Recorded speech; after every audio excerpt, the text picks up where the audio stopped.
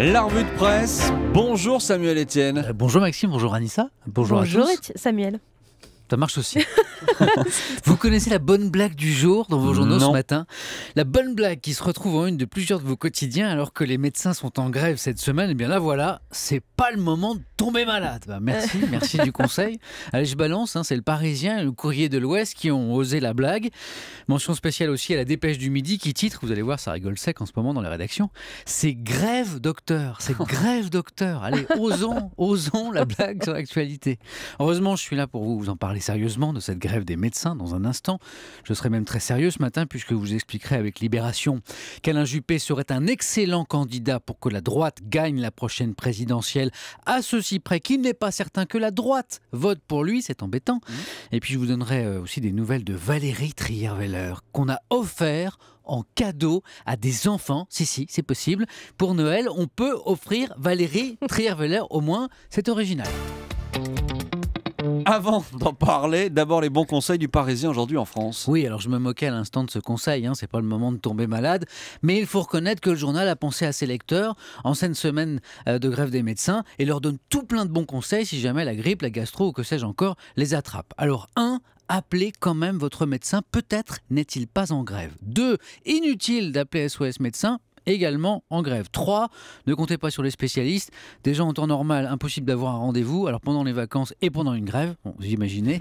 4, on oublie aussi les urgences. Les urgences, faut-il le rappeler, c'est quand c'est vraiment grave. Alors vous allez me dire, mais alors si on ne se sent pas très bien et que comme Maxime, on a quelque chose d'important à faire, comme une matinale à présenter, qu'est-ce qu'on fait? Eh bien on écoute le répondeur de son médecin traitant. S'il est en grève, il est tenu d'indiquer les coordonnées du médecin de garde le plus proche. Autre solution, on fait le 15, au bout de la ligne, il y a un médecin généraliste qui va vous faire une préconsultation, vous orienter vers les urgences ou vers un médecin qui est disponible. Le Parisien explique qu'il peut même vous faxer une ordonnance, ce qui est une deuxième info. Il existe encore des fax en France.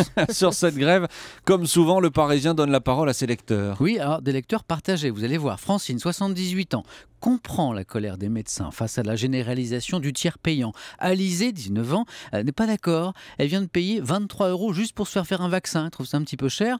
Surtout, elle trouve irresponsable de faire grève l'hiver quand il y a plein de malades.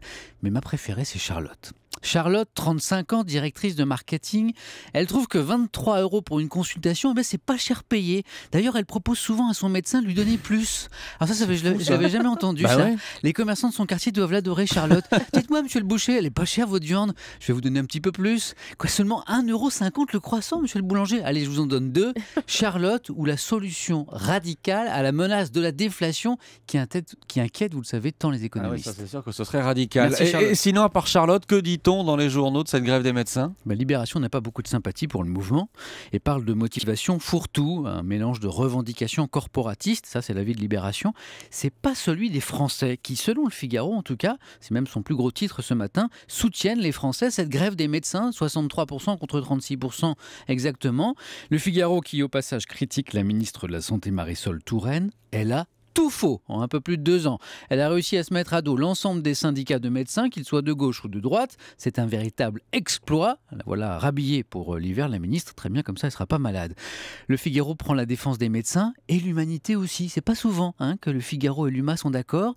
Enfin, ce sont les urgentistes que le quotidien communiste défend surtout. Ils sont en grève illimitée parce qu'ils ont notre santé et le service public à cœur. Et l'UMA souligne au passage que les urgentistes seront bien à leur poste pendant les fêtes. Pour dire leur colère, ils auront un badge ou un brassard noir.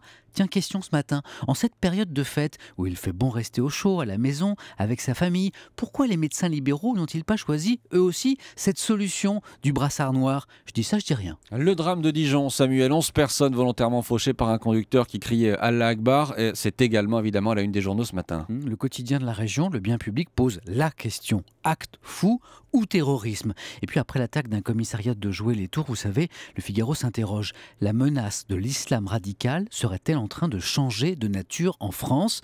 Le journal rappelle que l'État islamique encourage ses soutiens à lancer des attaques contre les infidèles, militaires, policiers et même des civils, et que selon le ministère de l'Intérieur, depuis l'été 2013, 5 projets d'action terroriste ont été déjoués en France. Le Figaro en est persuadé, et c'est pas très rassurant, les forces de l'ordre s'attendent à des fêtes de fin d'année très difficile. Étrange titre ce matin en une de Libération. Gauche, la tentation Juppé. Sondage à l'appui Libération montre qu'Alain Juppé serait, je vous le disais tout à l'heure, un excellent candidat de droite, mais qu'il n'est pas certain que la droite vote pour lui. Autrement dit, si on votait aujourd'hui, Alain Juppé l'emporterait au second tour, mais il serait battu par Sarkozy dans une primaire à l'UMP.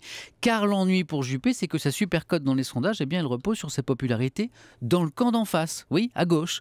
Comme Simone Veil ou Michel Rocard avant lui, note d'ailleurs malicieusement Libé, Veil et Rocard, deux personnalités compétentes et respectables qui n'ont jamais pu concourir. Samuel, vous nous avez promis des nouvelles de Valérie Trierweiler. Eh ben voilà, c'est le Parisien qui rapporte que des centaines de cadeaux ont été distribués hier sur les Champs-Élysées par la ville et par les forains à des enfants rassemblés par le Secours populaire. Et en bonus, rapporte le journal, photo à l'appui, il y a une preuve, les enfants ont pu compter sur la présence de Valérie Trierweiler, l'ancienne compagne du président. La chance tout de même. Valérie Trierweiler en cadeau de Noël. Là, j'avoue, il fallait y penser. Et sinon, Jeanne Daudet y faisait allusion tout à l'heure dans le kiosque. La Voix du Nord et Nord Éclair proposent à leurs lecteurs qui sont un petit peu en panne d'idées des cadeaux 100% Nord, 100% made in Lille. Alors Maxime, je vous donne le choix. Ça me parle. Ouais, on a la boule à neige avec Monument du Cru, ça c'est bien. Pas mal. Il y a un superbe ouvrage sur l'histoire de la cathédrale de Lille. Ouais. Ça fait envie, je vois que vous êtes bien emballé là. Mais oui. Sinon, j'ai un sweatshirt molletonné aux armes de la fac de Lille, ou plus original, un animal empaillé. Parce que manifestement, il y a un célèbre taxidermiste à Lille. Mais franchement, on ne sait que choisir. Je crois que j'ai passé mon tour. Merci beaucoup, c'était la revue de presse de Samuel Etienne.